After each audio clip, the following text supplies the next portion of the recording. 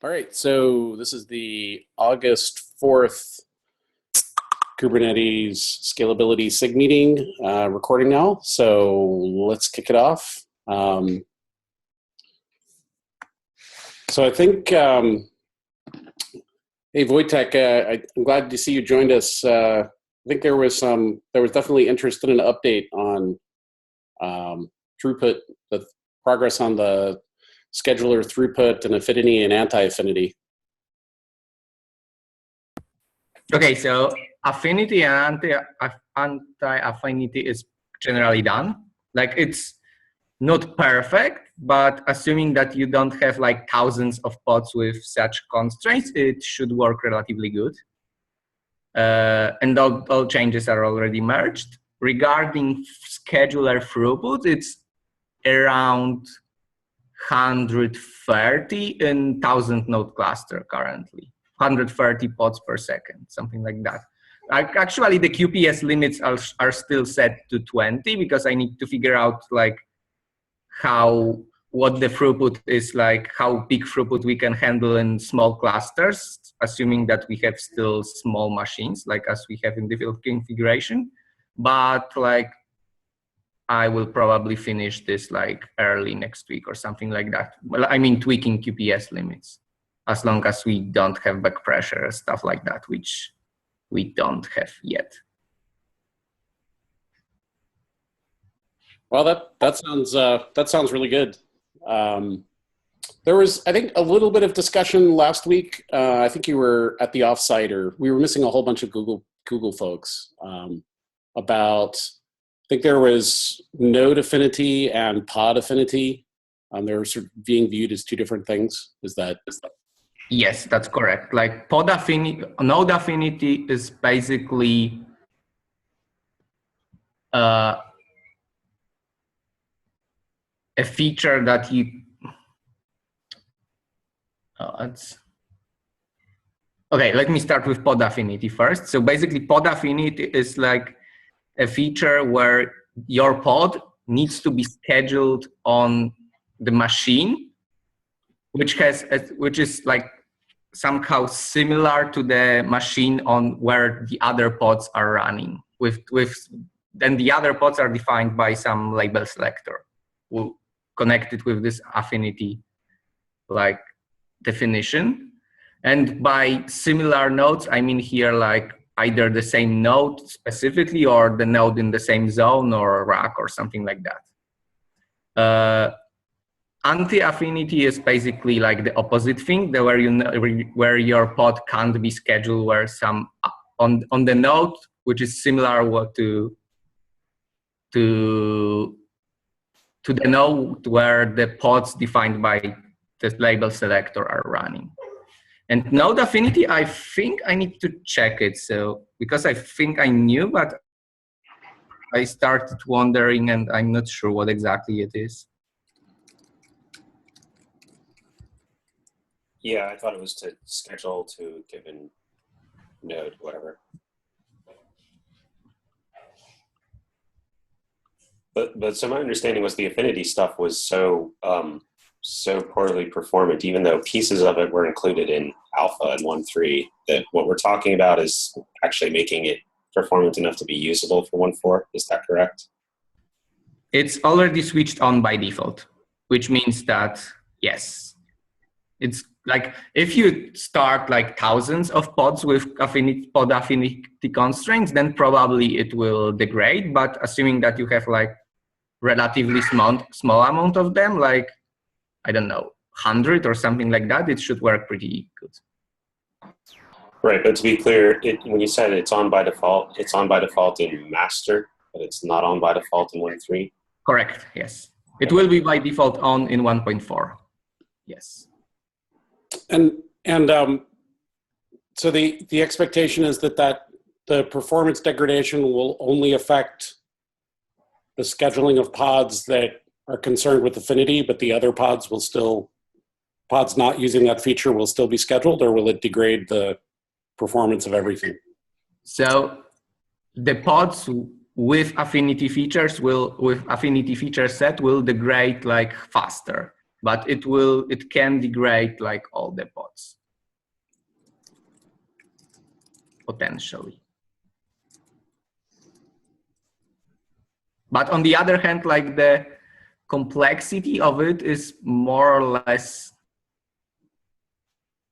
similar to complexity of existing features, like selector spreading priority is, I think, has more or less the same complexity. So if I remember correctly, so it shouldn't be like super bad.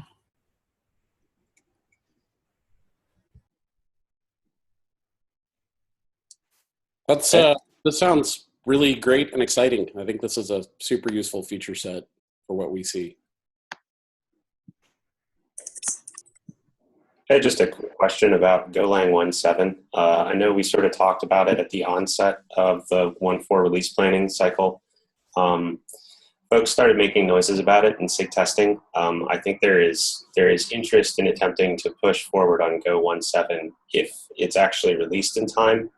But that's, from the perspective of, hey, we always like to see our builds run faster and whatnot. I was curious if this group had any specific scalability concerns for why we might care about Golang 1.7, or if we would prefer to wait until 1.5 to really put our efforts there.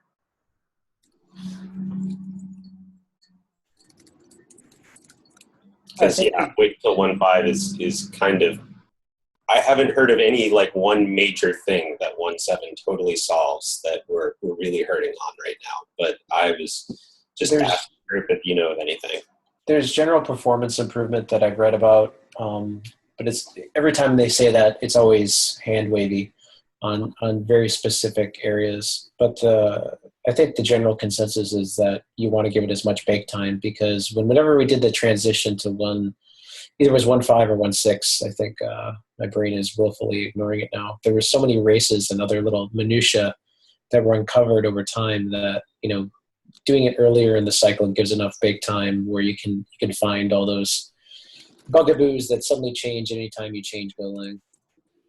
And anecdotally, so I haven't done any of the big scale tests, but I have been doing some stress testing of garbage collection as part of the general performance conversions, reducing garbage collections. And there's definitely a benefit to 1.7 in garbage constrained scenarios where there's a lot of trash being created and thrown away. However, I don't think we're bound by that in any of our highest scale scenarios today. Trash is a big part of what is a big part of our upper bounds, but it wasn't enough of a difference even in the synthetic benchmark that it was oh my gosh, the only thing we could do would be to move to Go 1.7 because it magically makes everything better. It seemed like a 5 or 10% in some very stressful garbage collection scenarios. Cool. Well, yeah, I agree. I got the hand wavy answer kind of for why we wanted to move forward to 1.7 performance improvements. So I appreciate the clarity there. My other quick question for the audience here, just specifically since I see Joe, the whole 1.3 gigabyte tarball for 1.3. Everybody agreed that was stupidly large and that we ought to do something about it, but it's actually unclear to me whether anybody has taken ownership or stewardship of it. It sounds like the test infra team within Google is interested in it, but it's not necessarily their purview to go about breaking this up either. And this seems like the sort of structural thing that if we want it to happen, we probably want it to happen before code slush. Tim is probably the closest guy there because he was dealing with a lot of the rebuilding stuff. I filed a feature issue, or I don't know where I filed it on that, essentially just saying this sucks and here's a whole bunch of things that we can look at to solve it. I haven't seen a lot of action on that, unfortunately, and I was gone, so I didn't get a chance to poke at it. Yeah, it would be nice to, it's stupid stuff, right? It's like we're shipping the Docker containers and the individual, and the individual binaries. We're shipping every binary for every platform in one big tarball. It's there's a whole, we don't have to do it all to actually make some big differences there in terms of the way we do that stuff, so. It sounded like the short-term answer was you could break out the tarballs by platform, at least. By binary versus Docker image. I don't know. But there's a whole bunch of other goop that comes along, and this starts to enter into the realm of release planning stuff. And I actually don't know what SIG cares about this. Well, and it's release tooling, I think, is the other part of it also. Yeah. If I had 48 hours in a day, I would be like, I'm all over that. I wish I could sign up for it because it personally bugs me. Okay, cool. Yeah, that's kind of, I think that's what I heard loud and clear from SIG testing as well. Everybody agrees it's got to get done, but nobody really has any time to dedicate it to it at the moment. This might be something to bring up in the community meeting. Because it's the type of thing where it definitely seems to fall between the cracks with respect to who's responsible for it. On the Go 1.7 thing, I'm reading through the release notes, and the biggest change is that there's a new compiler backend, the SSA compiler backend. That seems pretty invasive. It seems like the type of thing where it might be nice to let that bake for a bit. I know they're being very careful, but they're on like RC5 now, and that's a little tricky. That sounds like 1.5 at the earliest, doesn't it? Yeah. There's a couple of other issues that I think I'd like to address too that are related to scale. One of which is there's like a weird race condition that we sometimes come across when we're changing some things with regards to the shared informer. I don't know if anyone else saw that, but it causes this weird race where you're in a loop trying to sync, and it's not happening all the time. It happens with some code changes, which was unexpected. So, this is which shared informer? Any of them or Pod. Okay. Yeah, because Pod's definitely going to be the one that's driving the most changes through the system, I would expect, in our test cases. So David and I were talking about one new race the other day, but I don't think this is the same one. It basically gets stuck in a sync loop. Is there any issue open for that? I didn't see anything. Well, we haven't narrowed it down to what exactly is happening, so we could. We're trying to narrow it down before we have a PR for it. If we can find the exact location of where it is. But I think that it will be useful to have an issue open because it's like probably something we want to fix for 1.4, I think. Yeah. I'll talk with Rob. We're trying to figure out what's happening.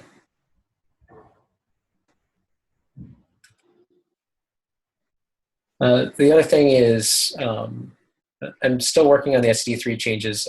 I got stuck on a forced IT laptop refresh, which caused me to tear down my development environment and start up a new one. So I'm working through some of the minor changes right now. I'm actually coming across issues in the tests with the latest version of etcd. The transitive dependency graph between Rocket, etcd3, and Kubernetes was funsies, but that's all done now. Trying to get things to build or trying to get the test to pass. I'm coming across a couple issues, so I might ping Hung Chow later. That's just an update.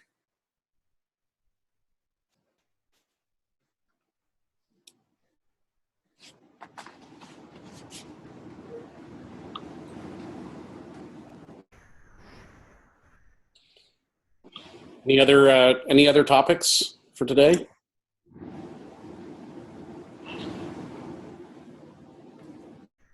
Well, I think this was pretty good. I was paying attention to the discussion here and not updating the notes. I think this is a set of good topics. So if we can try to get the notes updated after the fact here between now and the community meeting, that'd be great. Joe, any further comments?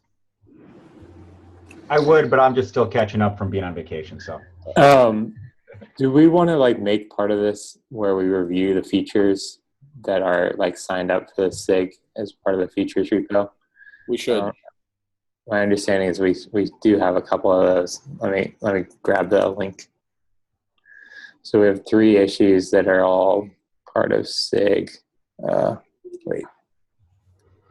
we have one issue that's part of SIG scale on this one, and it's just a general catch-all. So maybe there's not a ton to update. I put in a list of PRs that are trying to make it for V1.4. 3 of those have been merged, and there's one that's still outstanding that Derek Wayne is working on, that one. So that's, as far as I understand, that's the only like major thing that this SIG is going to be doing for this release in the features repo. So